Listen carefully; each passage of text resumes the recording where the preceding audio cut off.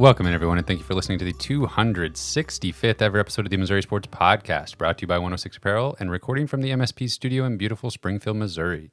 I'm one of your hosts, Cameron Albert, alongside my good friend and fellow Mizzou fan, Kyle DeVries. How you doing today, Kyle? I'm doing great, Cameron. I turned 30 years old. Wow. This week. I was mowing the lawn on the day that I turned 30. Mowing the lawn as you turned 30. Yeah, like literally. Yeah.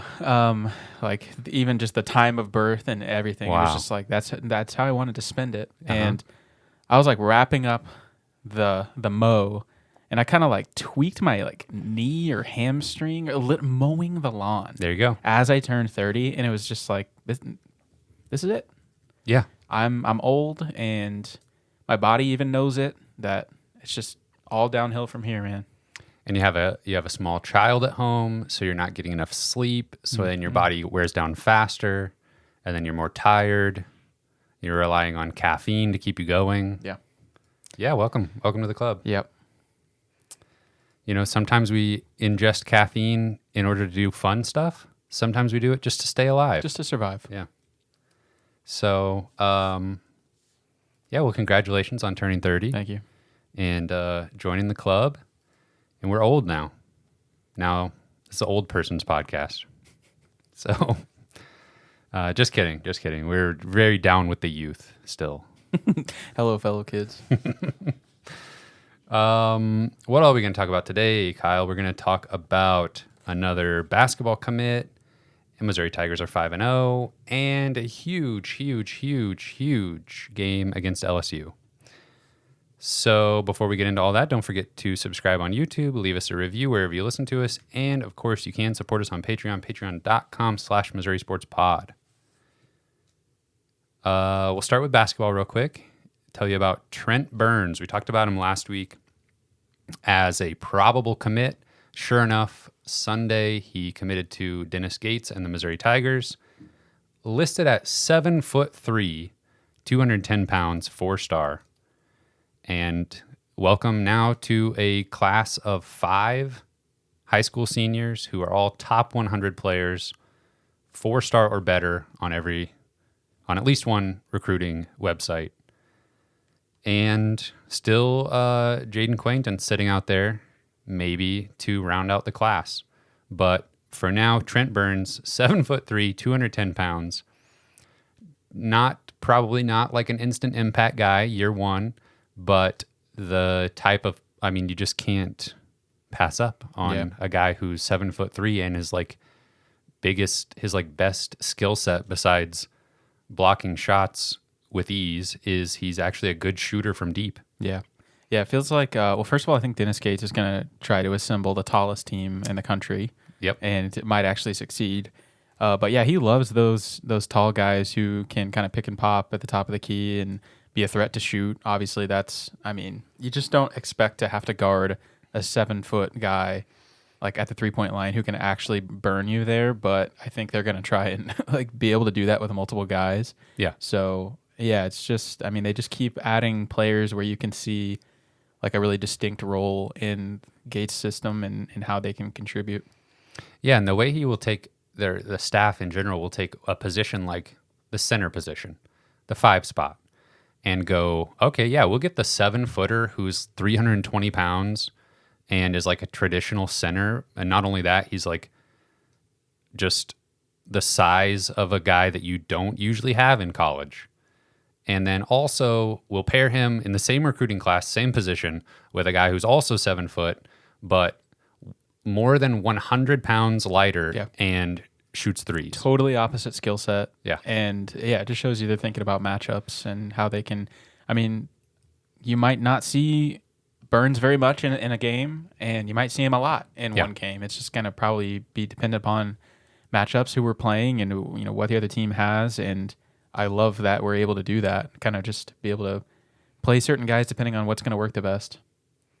Yeah, and this sort of, he's really just doing everything perfect. So it's all going to come crashing down at some point. But the way it's like just structuring a class, even the first recruiting class that wasn't as splashy as this one, you have guys that are the type of player that's more ready to contribute day one, and then you have 2 or 3 guys that are going to be a little bit more of long-term projects. But even within that scope, we're dealing with almost all entirely top 100 players, which when we were doing this with Konzo, it was like, yeah, maybe we got 2 guys that are top 100 that maybe could contribute right away. And then our project guys are unranked and we're the only scholarship offer. Should be playing like NAIA ball. Exactly. Yeah, and will eventually. So it's like still that same strategy, but with all guys who can play. Yeah. I mean, we've talked about football recruiting. We talked about it pretty extensively this summer, and how one guy, losing out on one recruit just isn't as big of a deal in football, and so much easier to make up in different areas, and the hit rate is so much lower, and development is so much of a bigger piece in football typically, all of those things. But in basketball, whenever you're bringing in a top 10 recruiting class, like I feel like that just the hit rate of that in basketball is so much stronger than it is in football, and it is like immediately impactful. Yeah, and even then, the top 10 class that like Duke or Kentucky brings in, they're going to have like 1 or 2 one-and-done guys that are just like already playing at a professional level. And then maybe they have 1 or 2 guys that's like, they were kind of busts because they're expected to come in and be one-and-dones, and they're not. And with this type of class of all 4 stars, basically, it's like, yeah, we don't need the 3rd, 4th, and 5th guy in the rankings in this class to be ready to go year 1, maybe even year 2. I don't know. It's just perfectly constructed recruiting class. Yeah, if you can like perfectly design it, it's like the really, really talented player who's like going all the way up to basically being like professional level player, but is still maybe not ready to make the jump to the professional ranks. So It's like they stick around for 3 years and play really, really well. And there was another story just kind of tangentially related to Dennis Gates, but it was a former Florida State player. I don't know if you saw anything about this, but Devin Vassell, a former Florida State player, just signed a max contract extension with the Spurs. And so I saw CY was kind of hyping this up on Twitter, and people were mentioning the fact that he recruited this guy to Florida State. And so I went and looked up his recruiting profile. He was a 3-star player out of high school, 6'5", 170, and is, guards multiple positions in the NBA, is like kind of a rangy wing who can handle the ball pretty well, and is just like this prototypical Florida State wing that now we are seeing being funneled into the Mizzou program. And so I think we're going to see somewhat regularly, and he left Florida State after his sophomore season, coming from 3 stars, unheralded, like undersized wing, basically. They have a prototype, man. Like whenever you fit the mold of what they're looking for, they will turn you into what they want you to be. And he followed it perfectly. Year 1, a little rough around the edges, but incredible motor on the defensive end. Then that first offseason, developed more of his offensive game, started every game his sophomore year, averaged 13 points per game while still maintaining that defense. And with the length and measurables, the NBA was ready for him. I know we have a lot of football stuff to get to, but real quick, I do want to ask you, do you think like Aiden Shaw could make some kind of jump like that? Obviously, he kind of fits the description of like a pretty heralded recruit, but just kind of played a certain role, a specific role his freshman year. Is that a guy that you think you could see taking a step?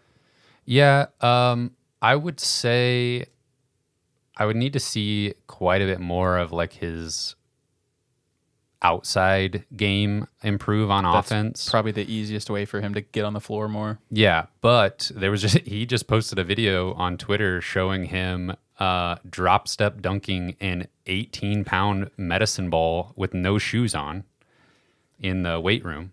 That was wild. Which I love that they just have like a hoop in the weight room to like do stuff like that with. But I would say what really jumped out to me more with this Devin Vassell story is, and now I've lost his name, the Marcus Allen from this recruiting class right now. I feel like that's the potential path for him, more of like a wing player who can lock in defensively and maybe be something, provide something there his freshman year, and then flip the switch offensively the second year and on. Yeah, has the traits and the body type that they're looking for. They just need to hone in the skills a little bit. But it's very rare for a 3-star recruit to go to the NBA draft after their sophomore season. Right. I mean, that goes exactly with what I was saying earlier. With the hit rates in basketball for recruiting are so much more correlated than in football. It's so much easier to predict, professional level of play in basketball, and so that's what makes those things uncommon. Yeah. But what else can you say? They're just really knocking it out of the park, and the only thing that we haven't seen yet is like a marquee in-state player stay home.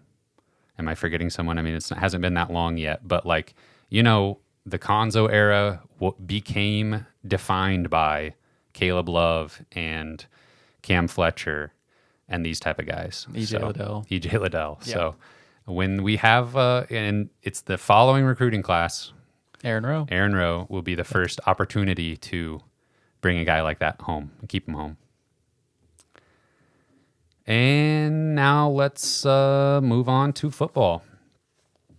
Missouri Tigers are 5-0 for the first time since 2013, I think I saw. Yeah.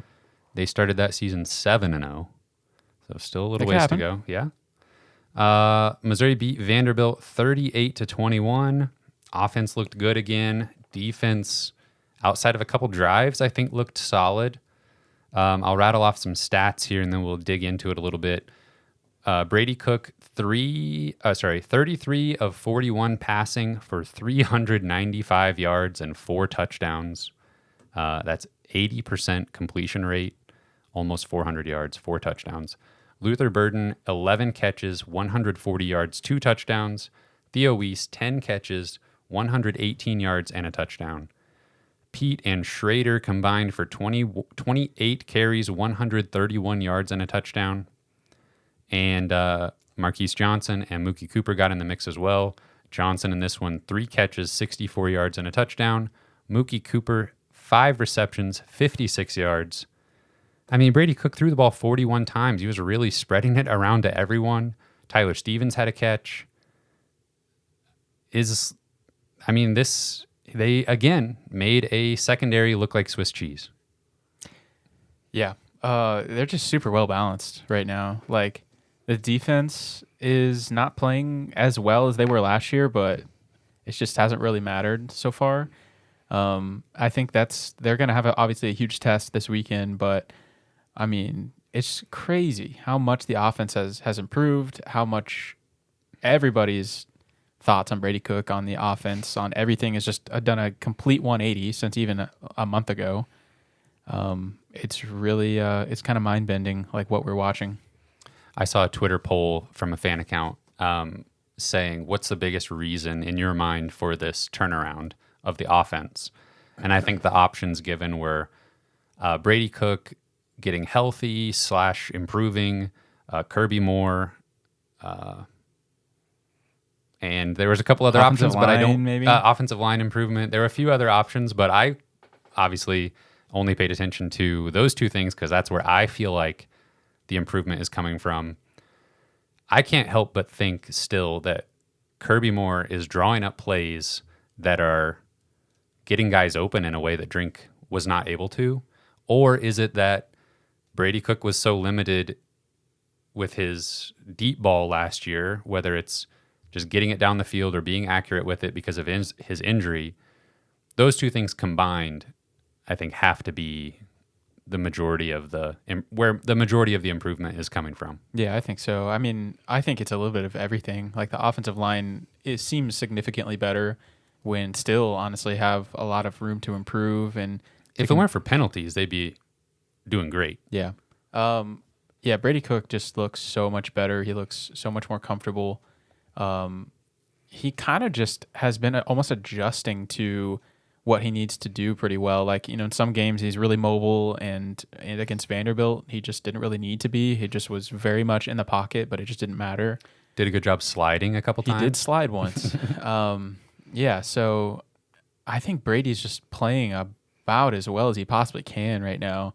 And obviously having a developed Luther Burden, I mean, he clearly took a step this offseason. Like he's... Well, moving him to the slot. Yeah, I mean, at this point, I almost think Luther Burden is better than we could have ever even hoped. Yeah. And like maybe exceeded that. So, yeah, everything's just firing on all cylinders right now. I think a lot of it probably has to do with Kirby Moore and Brady playing better, offensive line. I think it's a little bit of everything.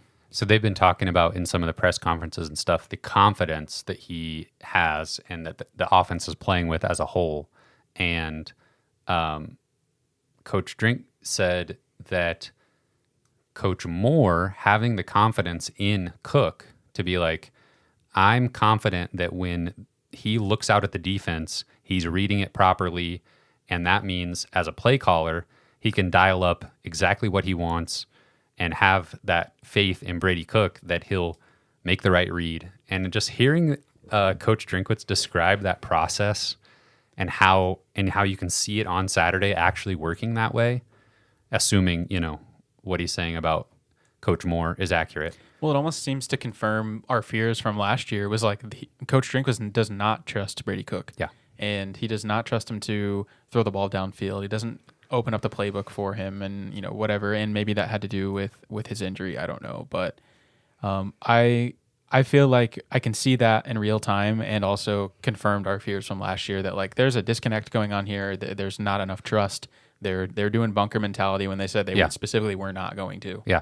Yeah, that was the whole story last year. And one thing that just like me watching the game, I feel like all of last year, the first 2 weeks of this season, and it's like hard to shake this feeling of every time the ball goes in the air, it's like, is anybody going to come down with this? It just seemed so difficult doing anything, just completing a pass. And now it looks so easy. Yeah. Like the receivers are just catching everything. Yeah.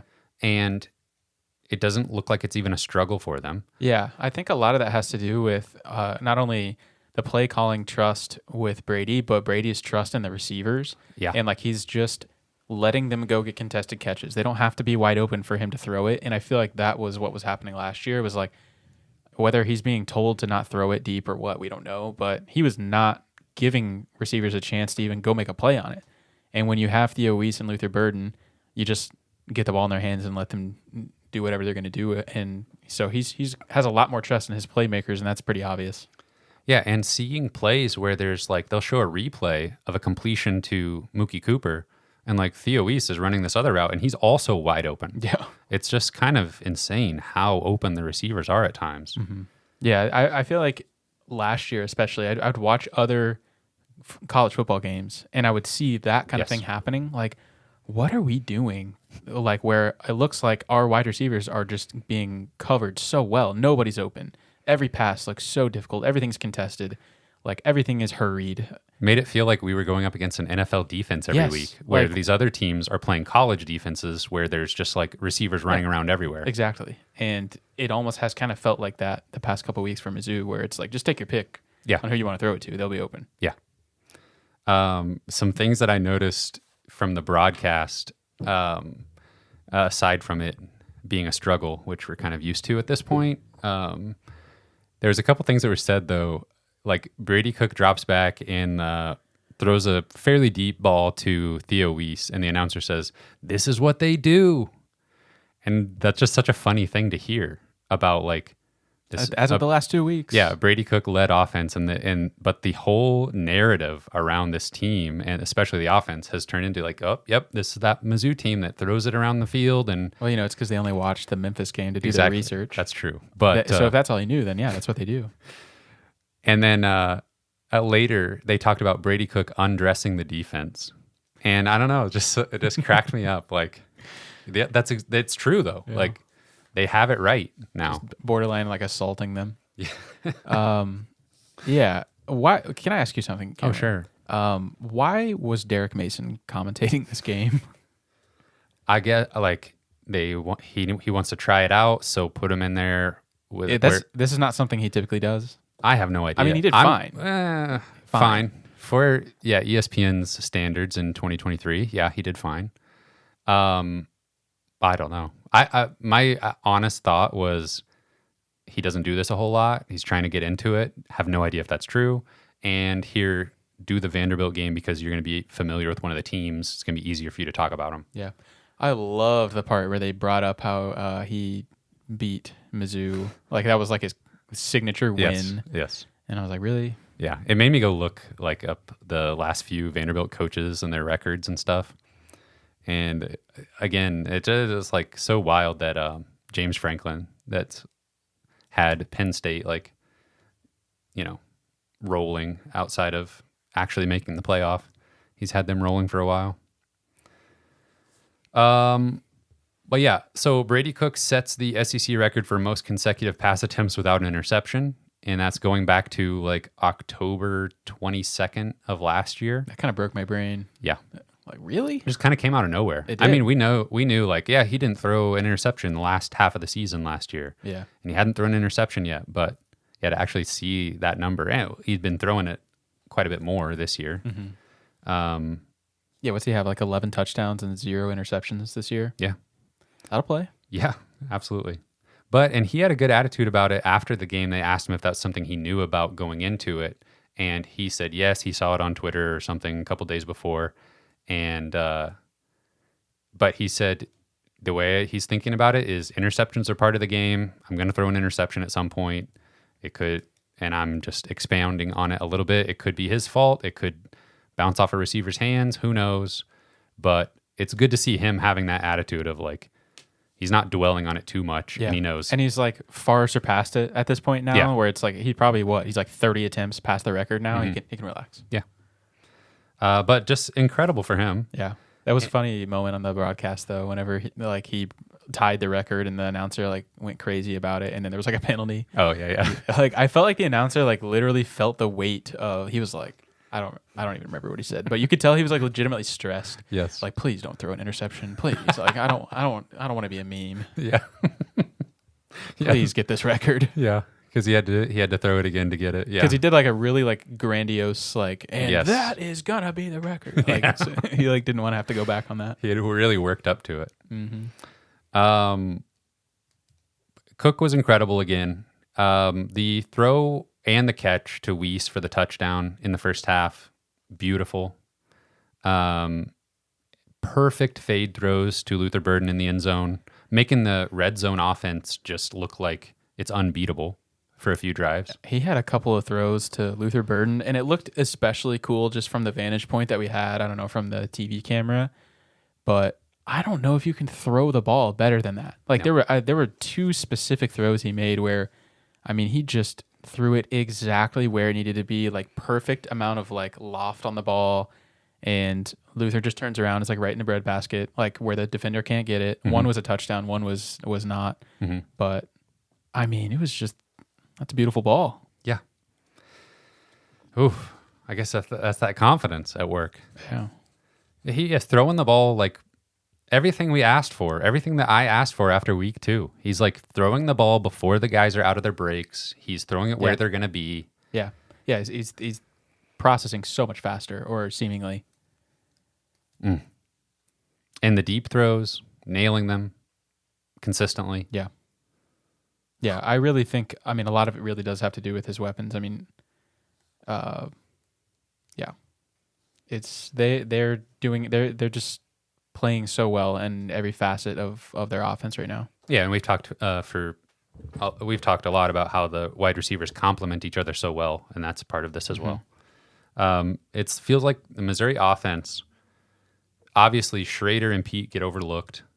Schrader has put up nice numbers. Pete can break a run every once in a while, but it does feel like the only thing the Missouri offense is missing is that home run threat out of the backfield. 100% agree with that. There were some people talking about if you could add one former Mizzou player to this team, who would it be? And there were some people throwing out like Drew Lock, Chase Daniel, obviously. Nick Bolton was a you can't go wrong there. Yeah, but if you're really trying to like complete the team, like where there's make a weakness a strength. I would have to go with a defensive end probably just to move D-Rob back to the interior and shore that up a little bit. But man, it would be fun to see like a Henry Josie type running back on this team. Yep. Before we talk about Missouri's defense against Vanderbilt, one thing that they got to get better about is 9 penalties for 75 yards against Vanderbilt. That's just, I think the margin for error is not going to be big enough against LSU for that type of number of penalties. But Chris Abrams-Drain had that red zone interception, 3 straight games for him with a pick, and held Vanderbilt to only 41 rushing yards on the game. So obviously the strength for Missouri's defense is stopping the run. They are a bit suspect in pass defense so far, which is concerning going into LSU. Yeah. I have to wonder if they were trying to do playing checkers again in this game. Like I felt like the blitzes were like they weren't blitzing very much. It felt like the defensive game plan was pretty vanilla. At least just from my one watch through of the game, it felt like they weren't really doing anything too complicated. So I would like to see a little bit more like disguised blitzes, a little bit more, complex play calling, that they're just confusing the offense a little bit more. It just felt like they were better than Vanderbilt, which they were. They had the ability to go out there and just out athlete and outplay. And it kind of felt like that's what they just did in this game. And like they're going to give up a couple of big plays if they're going to do that. Yeah, and Vanderbilt's offense is kind of used to making some plays. I mean, not so much with Seals. But I thought Ken Seals played really well. Yeah. For him. Exactly. Yeah, like if they scored a touchdown instead of that Chris Abrams-Drain interception, like that, it's a little bit different ball game at that point. But the wide receiver Shepard, he's good. He's really good. I mean, and he really didn't have a huge impact until the second half. Yeah. And he had a couple of drives in a row. It was like, okay, you gotta chill. Yeah. I mean, I don't even know if I should say this, but like Vanderbilt losing Davis to Kentucky last offseason, if I'm a Vanderbilt fan, well, that would not be very fun. But if I'm a Vanderbilt fan, I got to be wondering about Shepard bolting after this year if things don't turn around. Is he a freshman? Surely not. No, he's an upperclassman. Yeah. Davis, speaking of him, he had himself a day on Saturday for Kentucky. Yeah. He had like 200 rushing yards or something. Yeah. He was close to like setting some kind of record. I was watching some of that. Yeah. So that's the Vanderbilt game. Win that one 38-21, 5-0. Things are great. However, we return home. Oh, a couple other stats here real quick. After the Vanderbilt game, Brady Cook is now, if you just take his average yards per game and extrapolate that out over 12 games, he's on pace for 3,500 passing yards and 34 total touchdowns. And 0 interceptions. Imagine. Now that would be some kind of record. Yeah. Luther Burden is on pace for 1,500 receiving yards and 12 touchdowns. And this is what I saw. I didn't go back and look at every season. That win over Vanderbilt was Mizzou's first win as a ranked team since 2015 when they beat BYU at Arrowhead Stadium, I guess. Connecticut, maybe. When they beat UConn earlier in the 2015 season when they were still ranked. And then that season went off the rails. That was a long time ago. Yeah, BYU was like, oh, we won. We got to win after having a terrible season. Yeah. Things were still looking good. That was the season that if you just turn up the offense like 10%, we're like probably a top 10 team. Win 10 games easy. Yeah, the UConn game was like 9-6. It was literally 9-6. Oof. First win as a ranked team since then, is what they're saying. It's a little too long. That's what they're saying. So we return to Columbia to face number 23 LSU. LSU is 3-2 on the season, 2-1 in SEC play. They started the season with a loss to Florida State, 45-24. Exposed a little bit potentially. They beat Grambling State by 1 million. They beat Mississippi State by 1,000,000. They beat Arkansas in a close game, and then just lost to Ole Miss 55-49. I didn't watch all of that game, but I watched maybe the fourth quarter. That game was nuts. Electric. It's just insanity. At Ole Miss, and they like mounted a comeback to win this thing. That was one thing I was going to talk about in this game, in thinking about how Missouri's taken the run game away in some of these games the last few weeks because they just get up early and they force the team to just have to pass, when even that may not be what they want to do.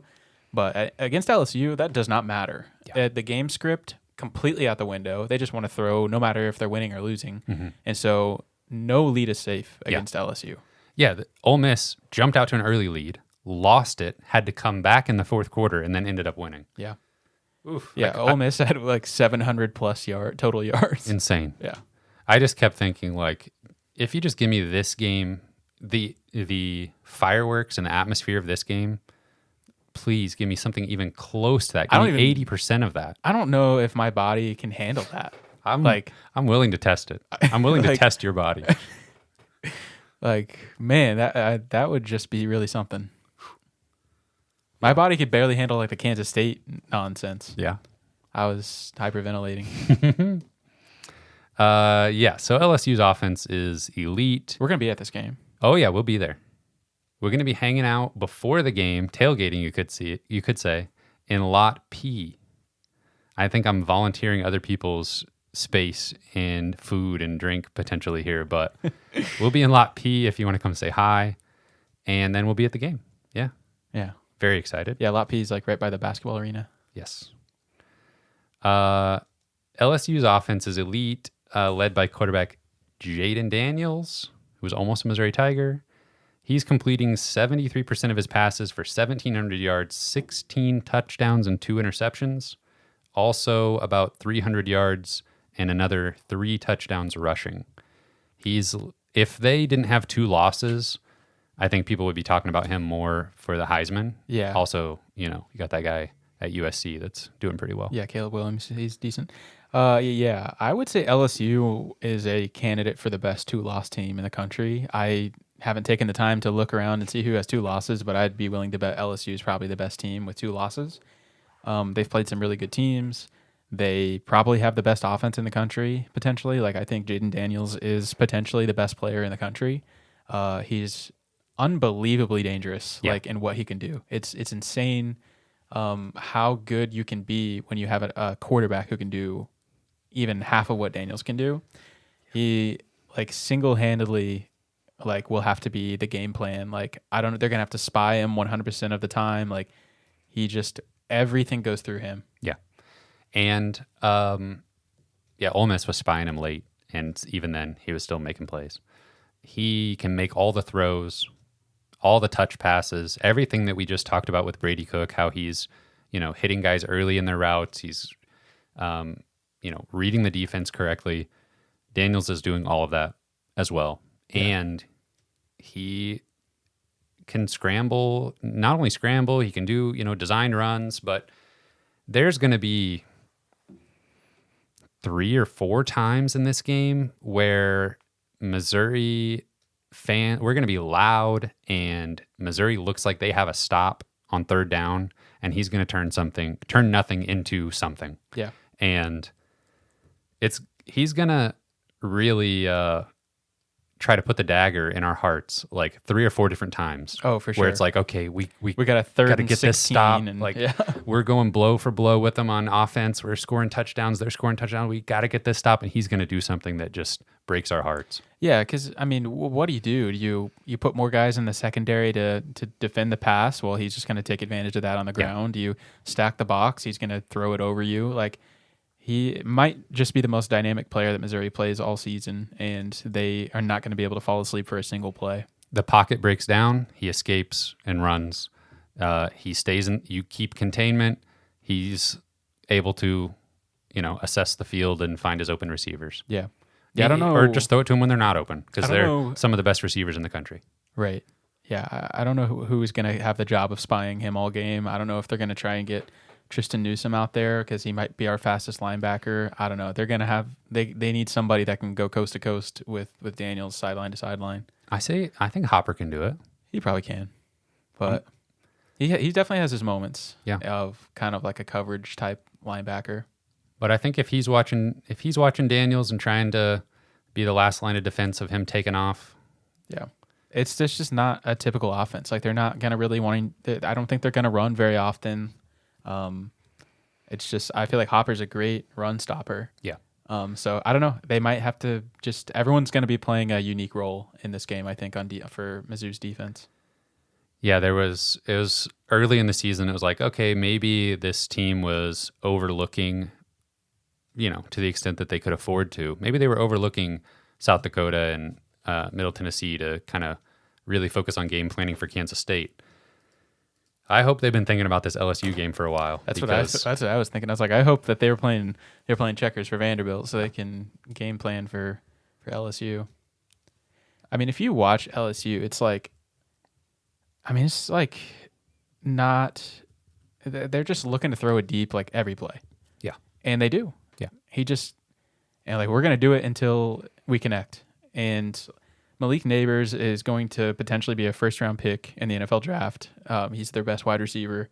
He is second place in yards nationally behind Luther Burden. I've heard of him. You've heard of him.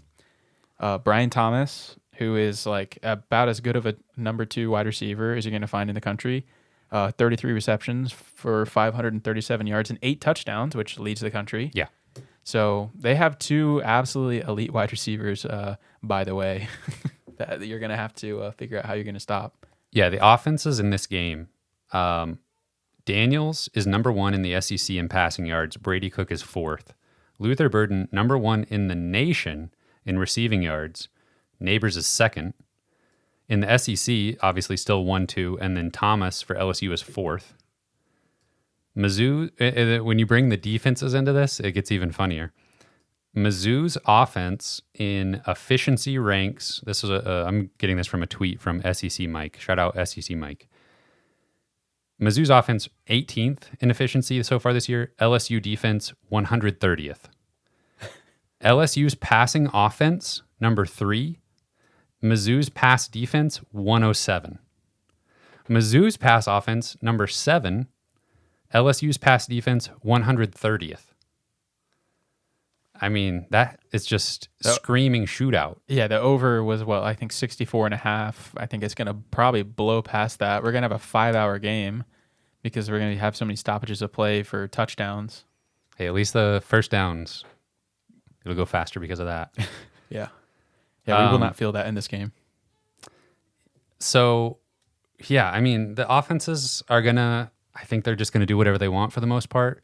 But I think they're just going to want to throw it because that's what they'll be able to do. Mm-hmm. There's just not going to be that much of a reason for either one of these teams to really try to push it too much in the run game. I think Mizzou will want to do it more. I think they're going to try. Yeah. I think that's my fear is they're going to try and realize we can't afford to do this. Yeah. Because they're going to be playing catch up. Right. Yeah. LSU's run defense is solid. Yeah, it's just that. I mean, that's the thing. Why? Just look at the scouting report. The most simple glance at the scouting report, like we just did, tells you there's no point in trying to run in this game. Just their secondary is so beatable, and Brady Cook has been playing so well. Like we should not be running the ball very often in this game. Now, I could see a situation where what we've seen so far this year from Missouri's offense is the run game is not really doing a whole lot early, but they stick with it just enough to break a few big runs late that have like either iced the game or put one more score on the board. If we're going to get anything from the running game, I think it's just going to be a lesser version of that, where there's nothing going on for 3 quarters. We try it every once in a while. It's not happening. Mm-hmm. And then hopefully in the 4th quarter, some of that turns into a first down here and there. Yeah. Because that's been the trend so far is the offensive line keeps it going. Our running backs are fresh late in the game. Yeah. We need something late, I think, from the running backs. Yeah. I just hope that if we are taking a lead into the second half, they're not trying to close out the game and like in the 3rd quarter, like we've seen them try to do this season, because it's just, I don't think that's going to fly. Yeah, I agree with you. I could see that about the I thought about this in the LSU Ole Miss game. Mm-hmm. Ole Miss had the ball. They were completing their comeback down by 2, and they have the ball fairly late into the fourth quarter, just marching down the field, gashing LSU's defense. They get into the red zone and have an opportunity to run the clock down and kick the game-winning field goal to win by 1. Yeah. That is absolutely what Coach Drinkwitz would have done there. Oh, for sure. I mean, no doubt in my mind, he is not wanting LSU to get the ball back. No. Lane Kiffin keeps throwing the ball. Yep. They score a touchdown. Easy. And then there's still like 45 seconds on the clock. Leave LSU with too much time. That's what I said to you guys in the Discord. We were kind of watching this game together, and I was like, in this game, I think 45 seconds or whatever it was, 40-something seconds is way too much. Yeah. And sure enough, LSU just marched right down the field. Yeah. Their first play was like 40 yards. Have a legit chance to win the game at the end. Yeah. And so it's like, man, but that made me realize, like, I get where Coach Drink is coming from in those situations where, like, you've got Mevis and you've got an opportunity here to just do some of that goofy kneeling and running around stuff to burn the clock and then kick the game winner. Kind of control your own destiny. Yeah, I kind of get it. But if we start doing that stuff too early, it could be a disaster. I think it's just whenever you're playing like Middle Tennessee State, you should just be able to enforce your will. Yeah. And I think that's what the problem was at the time. But yeah, when you're playing LSU and you know what they're capable of, you just control the ball if you can and try to be the last one with the ball. Yeah, but it's going to be tricky for if Missouri has a lead. Will they keep the gas pedal pressed down, or will they try to burn too much clock and get burned in the process? Right. Yeah, I think it's going to be really fascinating watching our cornerbacks match up with LSU's wide receivers because, I was watching a little bit of LSU, and, man, when they see the one-on-one coverage, they're like, thank you very much. Yeah. Here's a touchdown. Yeah. And so, like, either one of the wide receivers, if they see that they have single coverage, they're just chucking it to him every time. Yeah. And that is kind of what happened last week with Shepard. He had a big touchdown that was in single coverage. And I think it was Marcus Clark that was the cornerback at the time. So hopefully we have Ennis Rakestraw back and Chris Abrams-Strain, and hopefully they're playing as well as they possibly can because, I mean, they're going to have to be in single coverage a lot, and they're going to take shots. Do we have any major injury concerns going into this game? I think Darius Robinson is questionable, and so obviously that's pretty significant. And I think Coach Drinkwitz said something on Tiger Talk like we're holding our breath every day in practice, and so that doesn't sound like a great situation. And sounds to me like he will not be 100%, but he'll start. He's going to play, and anyway. We'll see how much we get out of him. Yeah, and then I think Mekhi Miller is doubtful. But I think that's really the only major injuries we're watching at this point. But that was we talked about before the Vanderbilt game. Was like, is it too much to ask for like a solid win and we get healthy? And it felt like we did accomplish both of those things. Yeah, I don't to think some extent there were any new injuries from Vanderbilt game. And I feel like Brady Cook will feel better going into this game than he did the start of the Vanderbilt game. Just physical health wise. Yeah, feels like the team's taking this game pretty seriously. I feel like it's just kind of been a quiet week. Yeah, I like it. Yeah. Yeah, I mean, obviously they always preach that 1-0 mentality, and now would be the time to focus in on that. A couple other things I had about LSU was just noting that Logan Diggs is their top running back, but just to understand how their offense works, he has 3 fewer carries on the season than Daniels, the quarterback. So Daniels is every bit the threat with his legs, and again that speaks to if both of these defenses, if their strength is stopping the run and they're very vulnerable against the pass, I don't know. I feel like 64.5 is maybe a little bit of a low number, but I mean, I'll take that. I'll take a shootout. That'd be fun. That would be fun. Obviously want the win, but just hang in there. And I don't know. I think that's my biggest concern probably is, we've seen some incredible things from Missouri's offense, some incredible improvements from where we were even just a short time ago with the same players. Mm-hmm.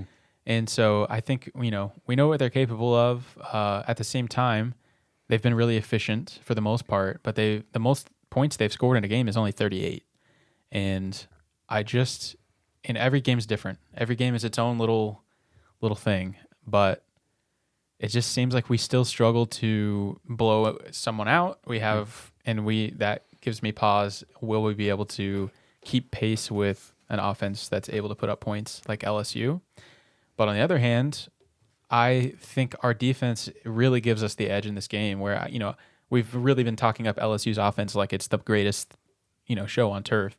But I really think that Missouri's secondary can slow them down enough to where maybe we're not needing to score every play. We're not needing to score every drive even, maybe. Yeah, well, and I think the tackling from the secondary is going to be pretty huge because I think we will probably give up some short to intermediate yards or, catches, and just getting these guys on the ground and not letting those turn into touchdowns is going to be huge because I like Missouri's chances to do their bend but don't break style. I mean, that is college and NFL defense at this point. Mm-hmm. Everybody's doing that. So shutting down the run game and limiting those big plays for touchdowns is going to be huge. Making them manufacture points in the red zone after like 3 or 4 consecutive successful plays is what the defense is going to have to do. We can't afford to give up 2-play 80-yard drives. Right. And they can't get down on themselves they can't get down on themselves either because LSU's just got to make plays. Just got to get back up. Yeah. And understand that you've got guys on the other side of the ball that are going to do the same thing. I think Missouri's going to score too. Yeah. So just hang in there. I think the offensive line from Missouri should have a solid game. I mean, LSU's front seven is good, and they have the type of athletes that can, cause your quarterback problems. But I like Missouri's offensive line to hold up in this one. Gotta quit jumping, false start. The holding penalties. That's gotta stop. Yep. I feel like it's going to be one of those games where when either defense makes a stop or forces a turnover, that's going to be the game. Mm-hmm. And I'm hoping that with Cook's efficiency and all that, keep that streak alive for one more game. Yeah. Yeah. This will probably be a pretty different game than a lot of the games left on the schedule, but it's a winnable game. It's a huge opportunity, and I don't know. I kind of just think it's a coin flip. I don't know who's going to win. I don't know how exactly it's going to go, but hopefully it's an exciting matchup. So if Missouri loses, you see it as probably Missouri's offense just not being able to keep up. I think so, yeah. LSU makes 4 or 5 more plays for scores or big chunks that Missouri doesn't have an answer for. I think so, yeah. And if Missouri wins, it's possible that LSU's pass defense is just legitimately atrocious and Missouri's able to do whatever they want. Do you see, if Missouri wins, is it like we jump out to an early lead and then kind of just try to bleed the clock out successfully? Or do you see Missouri winning a shootout? I think if we're going to win, I don't see him getting out early and bleeding the clock. I just don't think that's a strategy that's going to work in this game. But I think it would probably be kind of a blow for blow thing, and just able to. I don't think Missouri's going to go out there and score every drive. Mm-hmm. So, but I think they'll be able to just slow LSU down enough to where they're not having a game where they're scoring 40 plus. Hopefully, they didn't. I think they scored 34 against Arkansas. We know Arkansas's defense isn't great. So, they've had games where they're not like immaculate. Yeah, they only beat Arkansas by 3. Yeah. 34-31 was the final there. So I definitely think Missouri's defense is more than capable of slowing them down enough. So I think this is just going to be a close game throughout. And if Missouri wins, they just make enough plays at the end of the game. Are they going to make enough plays? What's your prediction? What are you thinking? Yeah, I'll go Missouri wins 42-38. Missouri wins 42-38. Okay. That would be like about as good as you could possibly ask for, right? A Missouri win in a shootout Yeah. with like a packed out stadium. Wish it was a night game for the atmosphere. True. LSU scored 49 against Ole Miss and lost. That's wild. That was an anomaly of a game. Oh man. I feel like we've talked through this to the point where I'm liking Missouri in this one. I think Brady Cook keeps it going. We're taking deep shots. I think we get just enough out of the running game in the fourth quarter. And in 2020, LSU came to Faurot Field. Didn't respect their opponent. No, coming off a national championship. And Coach Drinkwitz, in a weird COVID season where a bunch of guys were out, rallied the troops, and Missouri won that game 45-41, if I remember correctly. Came down to the last play. It's going to come down to the last play. Missouri's going to win the game 45-41 Oh, my. in a repeat. Deja vu. I'm going to call my shot here. LSU's offense is on the field to end the game. And Missouri makes a stop. Yep. Wow. That would be putting my body to the limit. Testing its limits. Yes, that would be really, really pushing it. But I would be all for that. Getting a win here, so huge. Go 6-0. Any intangibles at play? Is LSU ready to throw in the towel in their season? Are they? We're not doing anything like that yet, because that definitely is something that comes into play for sometimes those like late season SEC games where it's like, oh, South Carolina, they don't care anymore. Like that easy win. And LSU is if this was a few weeks later and they maybe lost to Alabama or somebody in the meantime. That's true. They still have that game to play for. Yeah, then it might be like, oh, we got some guys that are already thinking about the NFL draft, and they're still ranked. That's true. Yeah,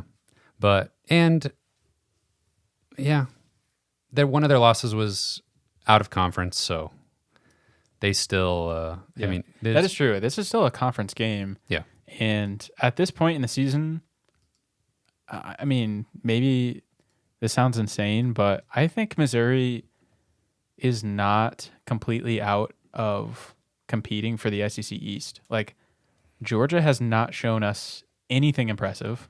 They're still probably going to win. And we know you can lose to Georgia and still just let some other teams beat them up for 2 losses along the way. Exactly. Yeah, you can lose 34-0 and still find a way to win the division. Yeah. But yeah, I mean, this game is important in every way possible, but especially the SEC standings, which I think absolutely Missouri could compete for the SEC East. Going 6-0 would be pretty huge, and then there's 2 more games before the bye that comes right before the Georgia game. So we go LSU, Kentucky, South Carolina. Which that Kentucky game next week could be massive. Yeah. As well. I don't remember who Kentucky plays this week, but they play Georgia. Both team. Oh, do they really? Yeah. Whew. We'll get to that in a minute. Okay. I mean, if they were to pull that off and Missouri won, that would be an absolutely enormous matchup. It's a night game at Kentucky. So that's what would happen. Like, they would beat Georgia, and it's 2 undefeated teams, and then they get College game day for the night game in Kentucky. We're getting a little ahead of ourselves, though, but we like Missouri in this one. Shocker. It's so fun to be able to think about that kind of stuff, though. Like, yes.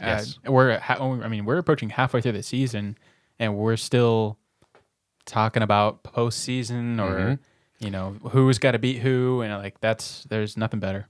I did see one interesting thing with this game kicking off at 11 a.m. and there's no undefeated teams. There's no teams with 5 wins playing like on Thursday night or anything before Saturday morning. If Missouri beats LSU, they will be the first team in the country to clinch bowl eligibility. Ooh, that I actually thought about the other day. Like we could be bowl eligible this week in October. Yeah, we were fighting to get there last year. You know what still scars me though is that Barry Odom team that started out 5-0 and then lost like 6 in a row. Yeah. I was just thinking about that the other day, actually. We were at the Mizzou basketball practice that they had. Yes. And we were watching South Carolina versus Georgia on somebody's phone, and South Carolina like pulled off the upset. Yeah. And we were thinking like if Missouri beats Ole Miss tonight, then they'll be in first in the SEC East, and of course they did. Yeah. They were in first place, and then everything They lost every game was after that. horrible after that. Was that the game after Ole Miss? They lost to Vanderbilt? Yes. Okay. Yeah. And that's what they were talking about on the broadcast. Yeah. Oh, Like all saved comes Derek full Mason's circle. job for a while. All right. Gonna go beat LSU. We'll be there. Come say hi or don't. That's fine. It's blackout. Blackout. Wear your black. It's gonna be chilly, which will be fun. I'm excited for that. And let's pick the rest of the SEC games. Oh, he was ready for that. Oh, yeah. Incredible timing. He's like, okay, they've been talking for an hour. Like, wrap it up. Gonna pick some games Got my anytime finger now. on the button for so long. How'd we do last week? Last week, Kyle got 7 points. Cam and I got 6. Guest pickers got 5. Well, good news, Tristan. You can try again this week. Our season total so far, the 3 of us have 37. Guest pickers have 36. Wow. I feel like the last Gridlock. last 3 weeks in a row, there's been like a 3-way tie for first. So I don't know. So what? But all right. Our first game this week is number 11 Alabama. Our guest picker is Tristan. Number 11 Alabama at Texas A&M. Alabama is a 2.5-point favorite. I don't care what anybody else does. Texas A&M is going to win this game. Ooh. Give me an M. You're taking them too? Yeah. Eminem, he said. Eminem. I wanted to be on an island. Alabama's favored. Yeah. Yep. I gotta go Alabama. Tristan takes Alabama, I'm sure. Yep. Okay, Tristan. Here we go. Next up is Vanderbilt at Florida. Florida is an 18.5-point favorite. Florida, they're bad. They beat Tennessee. Then, sure enough, they're bad against Kentucky. And now this is going to be one where, oh, maybe they're good. They're not, folks. They're not.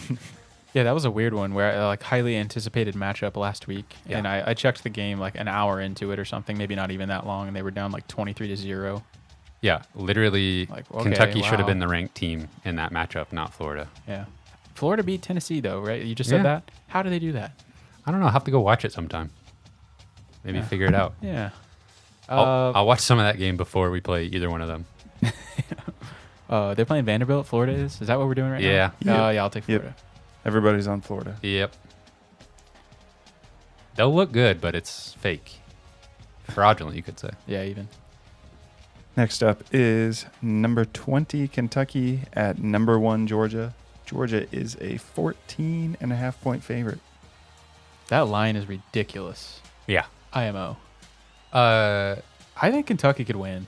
Oh, really? Oh. I don't know that I'm going to Interesting. pick it, but Go ahead. I've kind of flipped the narrative, haven't I? Oh, yeah. I think it's honestly maybe more anti-Georgia.